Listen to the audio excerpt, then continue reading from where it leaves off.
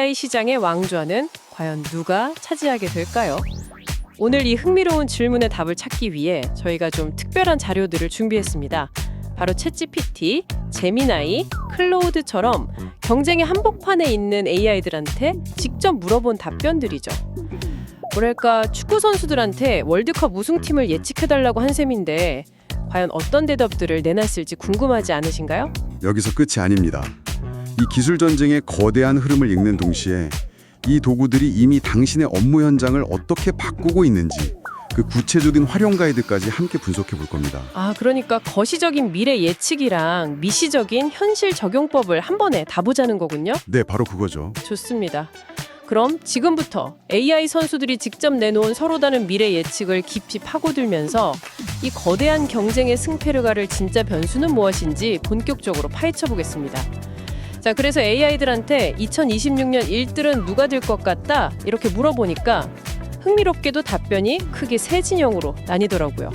가장 먼저는 당연히 현 챔피언이 오픈 AI와 마이크로소프트 연합이 자리를 지킬 거라는 예측이 많았죠. 네, 맞습니다. 그들의 주장은 아주 명확해요. 바로 먼저 깃발을 꽂은 자의 유리함이죠. 근거는 크게 세 가지로 압축되는데요. 첫 번째가 바로 생태계 선점 효과입니다. 생태계요? 네, 이미 수많은 개발자랑 사용자가 몰려있는 GPT 스토어는 AI 앱스토어에 거의 표준처럼 자리 잡았잖아요. 이걸 경제학 용어로 네트워크 효과라고 하죠. 그 고전적인 네트워크 효과군요. 사용자가 많아질수록 플랫폼 가치가 기하급수적으로 커지는 거예요. 근데 AI 모델처럼 핵심 기술이 매일같이 발전하는 분야에서도 그게 통할까요? 사실 친구들이 있어서 떠나기 힘든 소셜미디어랑은 좀 다른 것 같아요. 더 좋은 결과만 보여주면 바로 갈아탈 수 있는 검색 엔진에 더 가깝지 않을까요? 아주 날카로운 지적이십니다. 바로 그 지점 때문에 두 번째와 세 번째 근거가 중요해집니다. 두 번째는 기업 시장 장악력이에요. 기업 시장이요? 네, 전 세계 직장인들이 매일 쓰는 엑셀, 파워포인트, 팀즈 같은 마이크로소프트 365의 코파일럿이라는 이름으로 AI가 깊숙이 통합돼 버렸어요. 개인 사용자는 더 좋은 챗봇 나오면 쉽게 갈아타지만 기업은 한 번 도입한 업무 시스템을 바꾸는데 엄청난 비용과 시간이 들거든요. 이른바 전환 비용을 아주 높게 설정해 놓은 겁니다. 일단 기업의 워크플로어 안으로 들어가 버리면 기술이 조금 뒤처져도 쉽게 빠져나오지 못하게 묶어버리는 거군요. 일종의 가두리 전략이네요. 그렇죠. 그리고 마지막 세 번째 무기는 속도와 자본입니다. 현재까지 가장 빠른 모델 출시 주기를 보여줬고 그 뒤에는 마이크로소프트의 막대한 자본과 클라우드 인프라가 버티고 있죠. 계속해서 혁신을 밀어붙일 수 있는 체력과 자금력이 있다는 겁니다. 이 세 가지가 결합되니까 오픈 AI, MS 연합이 쉽게 무너지지 않을 거다. 이런 예측이 나오는 거죠. 생태계 논리는 알겠습니다. 하지만 그 고정 효과가 정말 그렇게 강력할까요? 마이크로소프트의 역사를 보면 압도적이었던 인터넷 익스플로러 같은 제품도 결국 대체된 사례가 많잖아요. 구글에서 정말 혁신적인 모델이 나왔을 때 GPT 스토어에서 하룻밤 만에 사용자들이 빠져나가는 걸 막을 수 있을까요? 자료에서 이런 위험에 대해 언급한 부분은 없었나요? 물론 있습니다. 그래서 등장하는 게 바로 구글의 역전 시나리오입니다. 구글의 반격을 예상하는 AI들은 지금의 경쟁이 단거리 경주가 아니라 마라톤이라고 보고 있어요. 구글의 가장 큰 무기는 오픈 AI가 가지지 못한 것, 바로 압도적인 인프라와 데이터입니다. 데이터. 네, 구글 검색, 유튜브, 안드로이드, 지메일에서 매일 쏟아져 나오는 그 살아있는 데이터는 AI 모델을 똑똑하게 만들 최고의 연료죠. 매일 수십억 명이 사용하는 서비스에서 나오는 데이터의 양과 질은 정말 상상하기 어렵네요. 그 데이터를 먹고 학습한 모델은 확실히 다를 수밖에 없겠어요. 그런데 자료에서 TPU라는 자체 AI 반도체 이야기도 나오던데요? 이게 왜 그렇게 중요한 거죠? 좋은 질문입니다. 지금 대부분의 AI 기업들은 엔비디아의 GPU라는 반도체에 전적으로 의존하고 있습니다. 그런데 구글은 오래전부터 TPU라는 AI 연산에만 특화된 자체 맞춤 반도체를 개발해서 사용하고 있어요. 자체 칩이요? 네, 이건 단순히 비용을 절감하는 차원을 넘어서요. 자신들의 AI 모델에 가장 최적화된 하드웨어를 직접 컨트롤할 수 있다는 뜻입니다. 장기적으로 볼 때 안정성과 효율성 면에서 엄청난 경쟁력이 될 수 있죠. 그러니까 남들은 다 똑같은 기성복을 사입을 때 구글은 자기 몸에 딱 맞는 맞춤 정장을 직접 만들어 입고 있는 셈이군요. 자료에 나온 알파폴드 이야기도 같은 맥락인가요? 단백질 구조를 예측한 연구랑 지금 챗봇 경쟁이랑 무슨 상관이 있을까 싶었거든요. 정확히 같은 맥락입니다. 알파폴드는 인류의 과학적 난제를 해결한 딥마인드의 역작이잖아요. 이게 시사하는 바는 구글의 AI 연구 역량이 단순히 말 잘하는 챗봇을 만드는 수준을 넘어선다는 겁니다. 아, 기초과학과 근본적인 문제 해결에 대한 깊이가 다르다는 걸 보여주는 상징적인 사례죠. 당장의 유행보다는 더 길고 근본적인 게임을 하고 있다는 증거로 해석되는 겁니다. 그렇군요.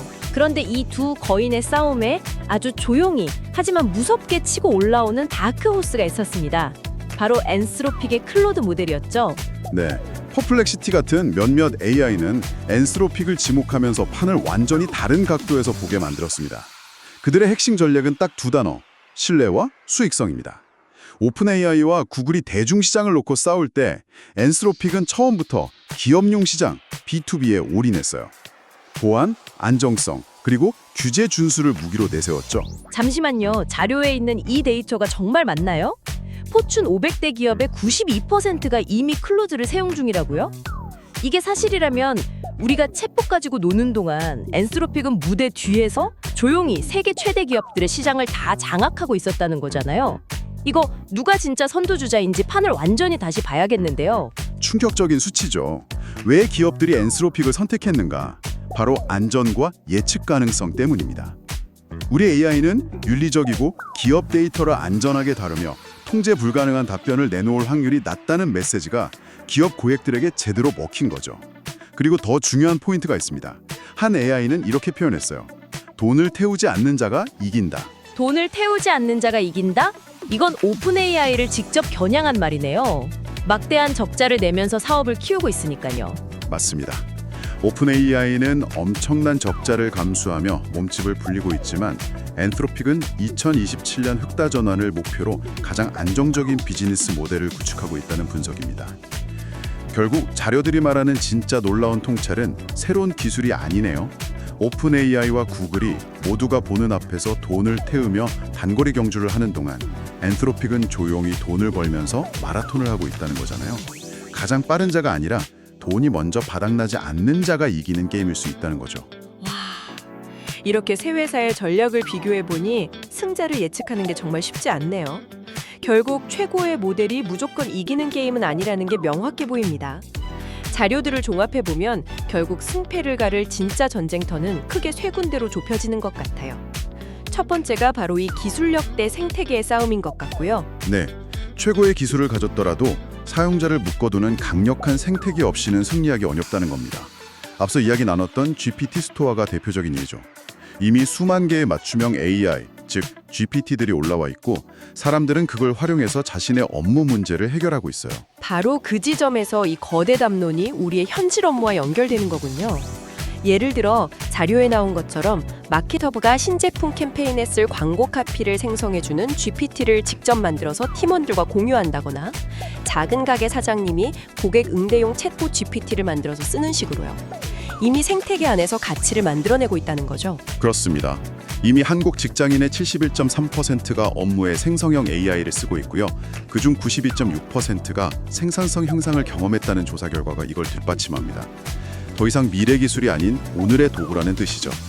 기획 전략 직무 담당자가 퍼플렉시티로 순식간에 시장 조사를 끝내고 보고서 초안을 작성하는 건 이제 흔한 풍경이 됐습니다. 좋습니다. 그럼 두 번째 전쟁터로 넘어가 보죠.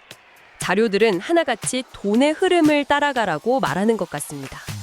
바로 소비자 시장, B2C 대 기업 시장, B2B의 주도권 싸움이요. 네, 챗GPT처럼 대중적 인지도를 얻는 것도 중요하지만 진짜 돈과 고객 고정, 즉 록인 효과는 기업 시장에서 나옵니다. 어떤 기업이 AI를 실제 업무 프로세스에 더 깊숙이, 더 안정적으로 통합시켜주느냐가 장기적인 승자를 가를 거라는 거죠. 엔스로픽이 바로 이 지점을 파고든 거고요. 이건 마치 인기 소셜미디어 앱과 아마존 웹 서비스 AWS의 차이 같네요. 사람들은 전자를 더 많이 알지만 실제 세상의 디지털 인프라를 장악하고 막대한 돈을 버는 건 후자잖아요. AI도 결국 기업의 핵심 업무에 녹아드는 쪽이 최종 승자가 될 가능성이 높다는 거군요. 맞습니다. 그래서 최근에는 특정 직무에 고도로 특화된 버티컬 AI 솔루션들이 주목받고 있습니다. 예를 들어 자료에 나온 엘리비 같은 법률 전문 AI는 변호사들이 하던 계약서 검토 시간을 최대 70%까지 단축시켜줬다고 해요. 이런 식으로 각 산업의 심장부로 들어가는 AI가 진짜 강력한 해자를 구축하게 될 겁니다. 그렇군요. 마지막 세 번째 변수는 눈에 잘 보이지 않는 곳, 바로 하드웨어와 인프라 경쟁이네요. 무대 위에 화려한 배우가 아니라 무대 자체를 만드는 싸움이랄까요? 네, AI 모델을 구동하는 건 결국 AI 반도체와 데이터 센터입니다. 현재는 엔비디아가 GPU 시장을 거의 독점하고 있지만 앞서 말했듯 구글은 TPU로 자체 생태계를 만들고 있죠. 더 나아가서 AI 데이터 센터는 어마어마한 전기를 소비하는데 이 에너지 문제를 어떻게 해결하느냐, 혹은 더 효율적인 칩을 만드느냐가 미래의 발목을 잡을 수도, 혹은 강력한 무기가 될 수도 있습니다.